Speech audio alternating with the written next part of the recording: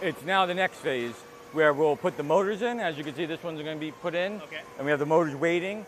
And then after we get the motors in, we'll put the terminal plates on, wire them in, and finish up with the valve plates and the heads and all the other components. So this is where, for me, things get really interesting, right? And I become very curious because these are all mechanical things, right? You're putting in valves and pistons and bearings and rods and all that stuff. And then you get to the motors, right?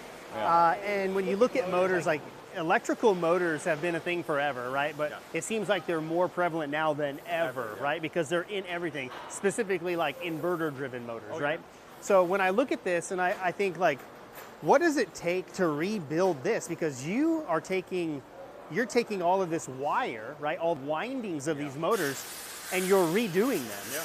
To me, I can't imagine that. It's a process, obviously, like as you see with everything we do. So we'll take the old bad motors, we'll cut them, pull the windings out. It'll then go through another process, and then it'll go to our motor shop, which we have in-house, and we'll wind the new coils, and our winders will put them in, lay them all in, tie it off. Obviously, all have to be based on the phasing and the voltage and the horsepower, the right specifications.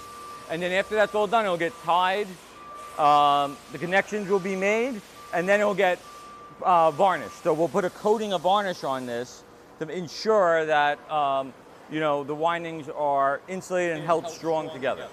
So a couple different things that I picked out of what you just said. So when you say you cut the windings off, so you're cutting these off and then pulling them out, right? Okay, and then it's a mixture of kind of by hand and machine that help you pull this new copper through here, right? Yeah, so we use our machines to wind the coils that are going to be set in there, and then our winders lay them in by hand, and then do all the tying off and soldering.